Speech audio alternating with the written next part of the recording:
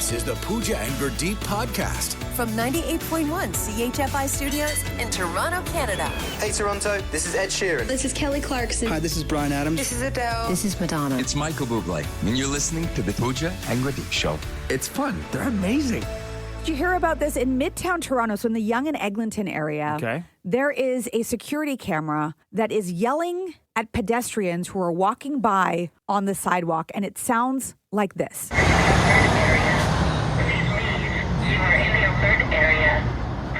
That sounds like every drive-through order I placed in high school. Cheeseburger and a beat of coke. What? Yeah, it's a little hard to understand, but what the camera is yelling is, you are in a red area, please leave. You are in a red area. What is a red area? So nobody knows. And people are walking by going, what is this? Why is this camera yelling at me? I'm just trying to walk on the sidewalk. Turns out that it's right in front of a construction area for a new condo development that's going up. Okay. And I guess it was designed to say that in case you trespass into the construction area, but it was programmed in there and it's just going off as people are walking by on a public sidewalk. They're not doing anything wrong. There's no reason for it. It's a mistake and they're fixing it. Mm-hmm. But in the meantime, can you imagine walking by being yelled at by the camera? Yeah, this is still making me want a cheeseburger. But yeah, this would be super. I mean, if you're just like doing your grocery shopping or you're going to school or going to work and that happens, it can be a little jarring. You're just standing on the sidewalk. Like, I would stop, freeze, and then like turn around and be like, okay, looking for like a red zone, looking for a line marker. You would stop, drop, and roll. Like, no, Pooch, nothing's on fire.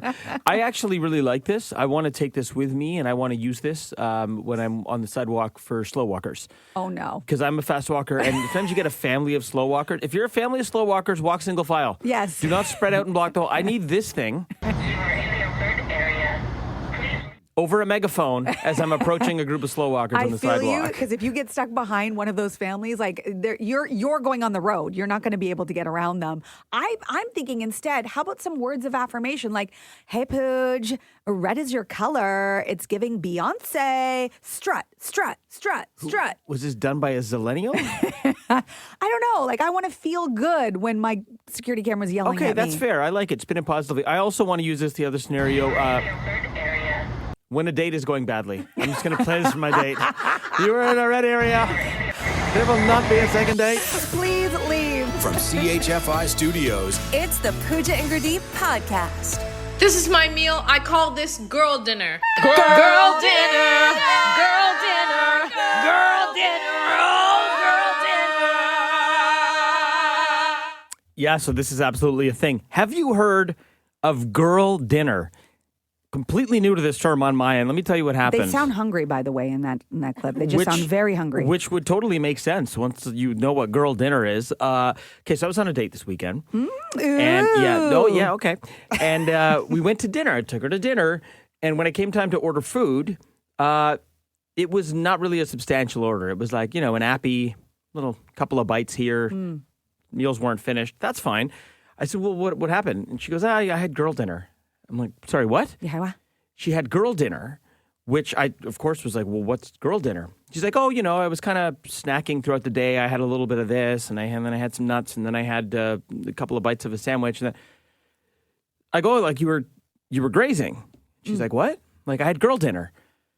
Girl dinner is apparently when you are just sort of taking bites of food throughout the day, snacking on whatever's around. You're not actually sitting down and eating a substantial meal. And honestly, I went cross-eyed.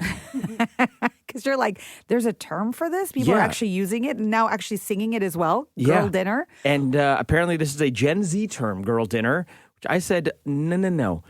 We invented this. Millennials invented this about 15 years ago, and it's called grazing. Yeah, it's probably existed even before that, like noshing. People do this. I think noshing was 90s. Yeah. Grazing was like 2000s. And now Gen Z has taken it over and rebranded it girl dinner. Isn't that what Gen Z does, though? Like, they just take things that already exist and then they call it something as if they've just discovered it for the very first time. All the time. And then time. they have a term for it. All the time. You remember you brought a story a few months ago about silent walking, which was like being mindful on your walk, not taking your AirPods, not listening to something like...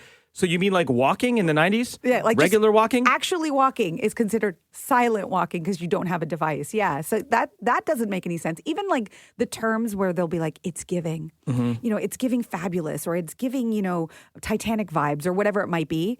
We used to just say that, but we'd add the word vibes to it. They just dropped vibes, and now it's giving. My issue with Girl Dinner, like some of the things they've rebranded, like it's been 30 years or so. So I'm like, okay, maybe it needed like a good movie, Beetlejuice. It's been 30 plus years. It's out again. Cool. My issue with Grazing is Grazing came out 10 or 15 years ago. This is like the Spider-Man reboot that was done like 8 years after the first one. We didn't need a reboot. Okay, I just have to ask you, on this date, did you go into this tirade? Did you by any means, mention how you really feel about Girl Dinner, or was this inside thoughts? These were inside thoughts. Oh, thank goodness. It's still early days. If it gets to like a 7th or 8th date, you better believe I'm going to rant. Yeah, or you'll be singing this. Girl dinner. Girl dinner. Girl dinner. Oh, girl dinner. You guys are so far behind. You need to go into the history books because I'm a boomer, and it was called snacking. Your parents would say, "You want a snack? You want a snack? You want a snack?" And you do that all day long. So you're saying grazing and noshing was a snack for you? Yes. Just called snacking. Well, yeah. Yeah. So I mean, You're saying, do you want an apple? Do you want a cookie? Do you want a this? Do you want a that? So we took it back to the 2000s and the 90s. You're taking it back even further. So what you're saying we're is going back to the 60s. So this term just gets reinvented every 15 to 20 years, is what you're saying. And now, what do you think of the current term "girl dinner"? Girl dinner is like, okay, if you knew we were going out for dinner, you shouldn't have been snacking all day long. Okay? Gary, I love it. Thank you so much for the call. And it's called leftovers, okay? You take them home. Thanks for the call, Gary. You have a great day. Thanks a lot. Bye. The Pooja and Gurdeep podcast. From 98.1 CHFI. Has tipping gone too far? And I know, when talking about tipping, a lot of people have lots of opinions, but it seems that in restaurants now, especially, the default options seem to be much higher. It used to be sort of like 15%, 10, 15, 20. Now 15, 18, 20. Yeah. But now it starts at 20, doesn't it? It's like 20, 22, 25 or something? Or? And when you ask Canadians, there was a recent survey, what is the right number? Majority agree that if you're sitting down at a restaurant, 15% is the way to go. 15 feels like the bare minimum. And if you get really good service, which there's a lot of good servers, waiters, waitresses. I don't know what the proper term is these days in Toronto. Like most times I have a really good experience and I'm inclined to go 20. Yeah. I've got no problem with sitting down and tipping in a sit-down restaurant. I mean, that's a lot of work. All the maintenance of coming by the table. For me, where tipping has gone too far is now that, and I know this was a COVID thing, because we were trying to help out all the businesses, but now it's just stayed. Tipping has pervaded areas where tipping never used to be. Like I got prompted for a tip at my auto mechanic. And I'm like, really? Well, wait a minute. So much of what I'm paying for is the labor. Isn't that? And it's already it's a big bill at the mechanic. Yeah, it usually is. A buddy told me he got asked to tip at the dermatologist's office. I'm like, what? It's like, that Botox look good.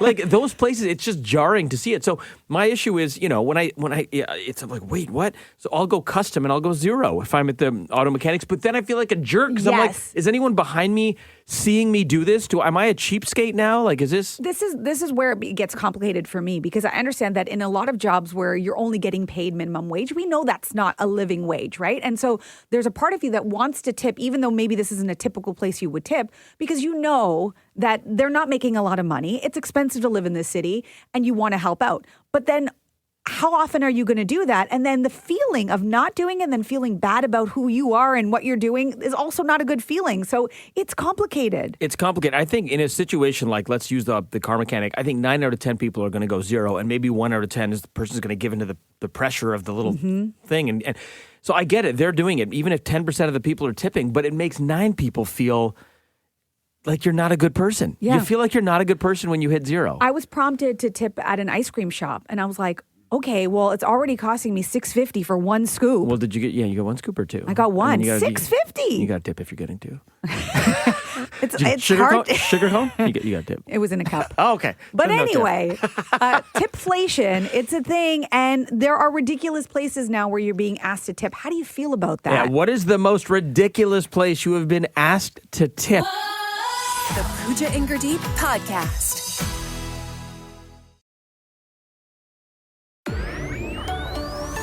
This is the Pooja and Gurdeep podcast. So much talk about tipping lately. It's been in the mainstream media. I don't know about you, Pooja. My group chats with friends, everyone's talking about tipping. Where do you tip? How much do you tip? We chatted about tipping last week, but we're asking you today, what is the most ridiculous place you've been asked to tip? Because what happened in COVID is we all wanted to help out businesses, places that don't normally procure tips. Yeah. And they started doing it in COVID, but COVID's long since over, but those places are now still asking for tips. And guess what? Everyone's hard up for cash. Yes. And sometimes it just leaves you scratching your head. So we want to know what's the most ridiculous place you've been asked for a tip. Let's go to Emmanuel in Toronto. When I went go-karting once, they asked me to tip at the end of my race. What? Go-kart. Did you finish first? Is that why? Yeah. That is interesting. And did you? No, I did not tip. Okay. I never tipped when I was playing Mario Kart. I'm not tipping when I'm going go-karting. Emmanuel, thanks for the call, buddy. Yep, thank you. Bye. Tipping while go-karting. I can't say that's ever happened to me before. Wild. I mean, that's like tipping while playing laser tag or something. Like, no, it just doesn't. Maybe if you win. Now, honestly, that's the only time I could. Maybe they know you're coming off of a high of winning. You're like, yeah, and you want to make it rain somehow. They've got the machine, like as soon as you get out of your cart, if you finish first, they're like, hey, great race here, tap. Yes, or you bring your own champagne and then you make it, make it rain. Or milk. Isn't there some race where they pour milk on each other? Yeah. You're a race fan, you tell me. I don't know That's about weird. that one, but still. What's the most ridiculous place you've been asked for a tip? Let's go to Lisa in Markham. What's that for you? Actually, at a mini putt. A mini putt? Really? Mini putt. So they passed me the golf club, and then I paid for the mini putting for my son and I, and they asked for a tip. All right. If I'm tipping at mini putt, I am keeping a golf ball or two. Isn't that funny? I know, and I agree with you. It's ridiculous. It's ridiculous, the places they're asking. And did you do it? I don't remember because it was a while ago, but I'm pretty sure I did not. All right, Okay. Lisa, thank you for sharing. We appreciate that. Have a great day. I love what you do. Oh, we love you too. Thanks, Thank Lisa. Okay, have a great day. Bye-bye. Should have asked Lisa for a tip. you. I mean, she likes the show. She loves us? How much do you love us? Put your money where your mouth is, Lisa. See, that's how ridiculous it would be for us to ask for a tip. 100%, but I'll send you my Venmo. Do we even have Venmo, or is that I a don't U.S. think thing? so. I don't know. What is the most ridiculous place you've ever been asked to tip? Cheryl in Scarborough. Kentucky KFC after waiting 20 minutes for my food. What? KFC asked for a tip? Like, just fast food? Yes, they do. Okay, that's so offside. KFC. So when I look at the machine, I said, "Can you please remove this?" And she did. Oh, my. Like, you're not even being served. That's why people agree at a sit-down restaurant. They agree that, okay, tipping makes sense, but fast food? I will tip if you throw me a little extra two-piece. You throw me a little two-piece, like you throw me a thigh and a leg, I'll give you a little tip. That's it. Cheryl, thank you so much for the call. You're welcome. Have a great day. Like, what's going on? Are times tough for the Colonel? He's like, I need a new white suit.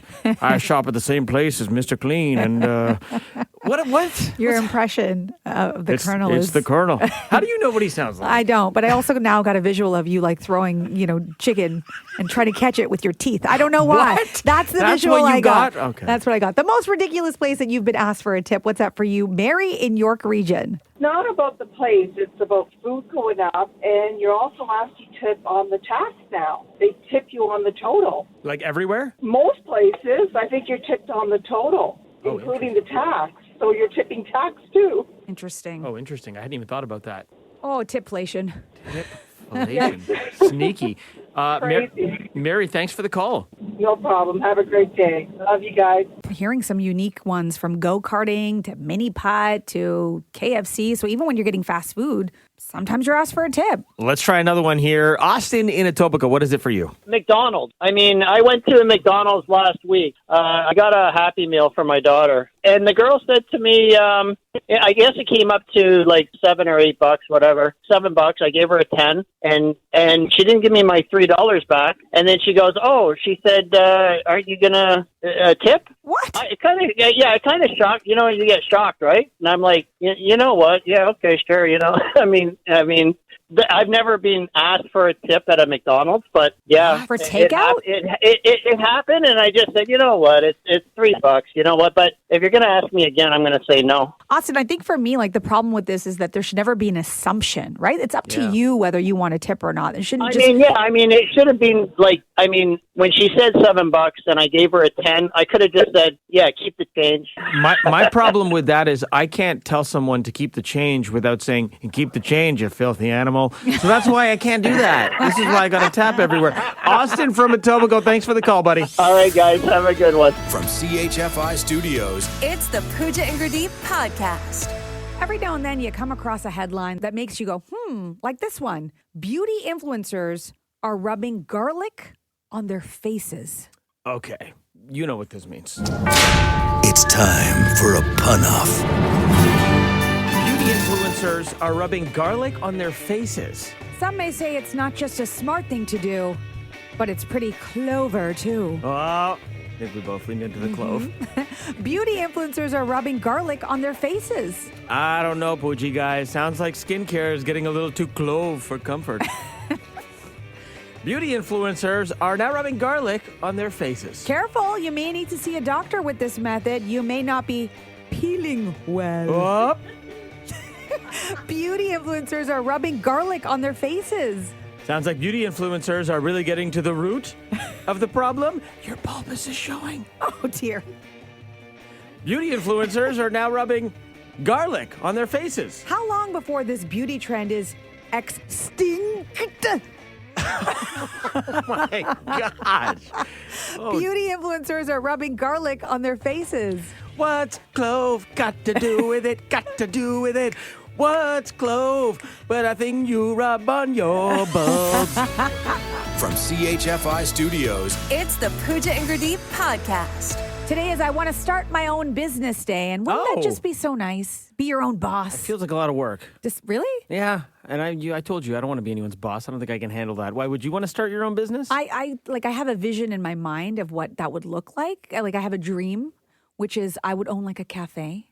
Okay, and that's very different than Martin Luther's speech, the way he started it. I have a dream. Yeah, this dream involves coffee and sitting outdoors. I'm picturing that we have great weather year round for some reason. And I have an almond croissant and I'm sitting there with the paper. I have a paper. So this is you owning like a coffee shop? Yeah. But I'm outside enjoying a coffee and all the people in the neighborhood know me and they walk by and they're like, "Hey, Pooch." I'm like, "Hey." And they go in for a coffee and and somebody gives them a coffee. Okay, couple things. First off, new restaurants and businesses of that nature, about 60% of them fail in their first year, 80% within 5 years. So you're picking a very hard sector. Why are you trying to kill my dream? I'm just trying to be real. You need a devil's advocate here. 2, if you've ever been to a mom and pop coffee shop, I know you have, when have you ever seen the owner just chilling out front? They're grinding in the back with the employees. No.